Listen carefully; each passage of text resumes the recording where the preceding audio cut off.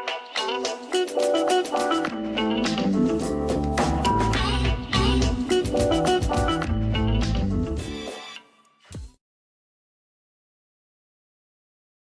everybody, this is Tracy here with another edition of A View from Tracy's Point, and I am here with an update to the story that I did the other day on True Kitchen and Cocktails, which is a Dallas restaurant owned by Kevin Kelly.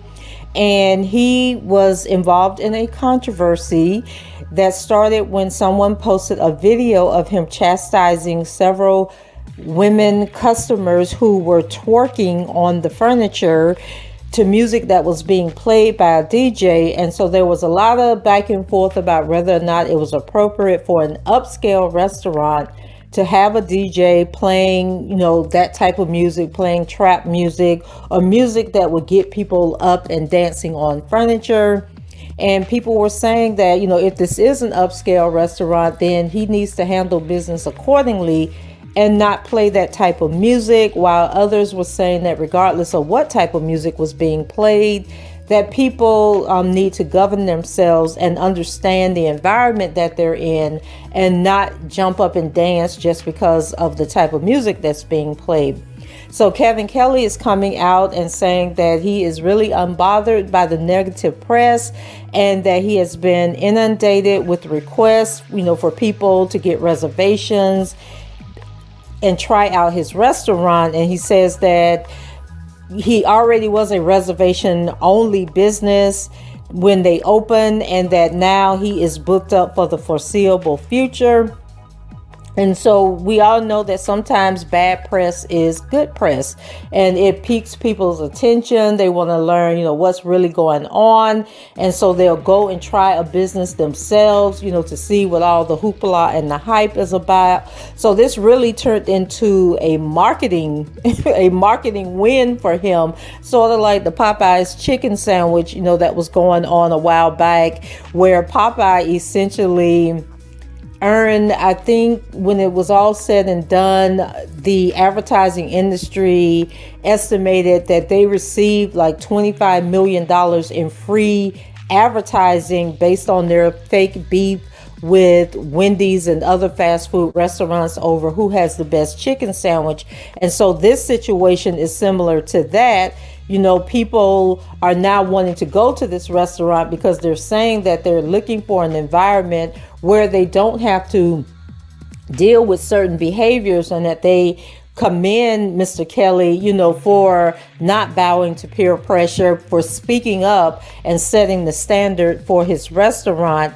And so he was quoted as saying, "I'm glad the public has had a chance to decide what they do and don't want in their restaurants. The effect on our restaurant has been overwhelmingly positive." And he goes on to say that we've received an outpouring of support that we did not anticipate online and in person. This lets us know the public believes in our vision for the restaurant and they will support a concept working to fill a void in our communities. And so I hope he doesn't become too, boastful about the fact that people still want to come to his restaurant, and that he understands that, there has to be a fair balance in customer relations and how you talk to people and treat people. And I understand that he had talked to the ladies several times about dancing, but there's still a right and a wrong way to do things. And I personally agree with him, becoming upset and, basically telling the women that they could leave if they didn't like the rules of the restaurant. I had no problem with that at all. I just felt that as a business owner, if you're saying that you're an upscale restaurant, that, you have to be careful about your marketing and how you're treating your customers. And so people are now posting about the dress code at the restaurant. And so they moved on from how he talked to the women in the restaurant to now the dress code. And so I think that there are just some people that want to find something to complain about, that want to interrupt somebody else's successes, because if you don't like how you're being treated in a business, you always have the right not to patronize that business and to get up and leave if you don't like the service. And so on the post that's going around now about the The dress code, it says no ball caps or casual headwear, and then it has in parentheses do-rag, hair cap, etc. And then talking about shoes, it says no slides, all slides, especially fuzzy ones, no tank tops, no bodysuits, no explicit words or visuals, no jerseys, no sagging pants, no sweatsuits, sweatpants, yoga pants, gym clothes. Be respectful when informing a guest that they are not following our dress code. And I guess that is a message to his staff on how to talk to people. And if you guys remember, about a month ago, another restaurant in Atlanta was under fire after a gentleman was asked to leave the restaurant for wearing tennis shoes or athletic shoes. And there was a woman sitting at the bar who also had on athletic shoes. And he got into it with that restaurant owner, who was a white man. And, you know, the man was basically saying he didn't want anyone wearing Air Force Ones in his restaurant.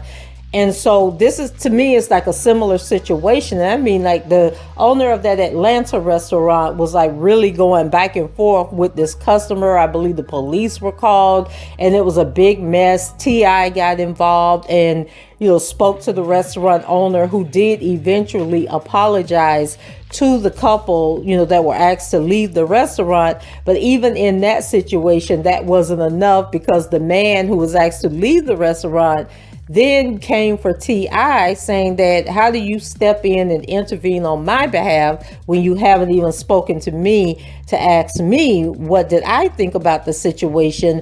And so I haven't found anything where these women who were chastised and called out, you know, and then the owner actually released security video, which I posted, and you'll see it here because I'm going to use the same loop in this video that I used in the other video, where they were actually on camera. You know, he was showing, you know, proving that there were women twerking on the furniture. And so I haven't seen anything where these women have spoken out and defended themselves, defended their behavior.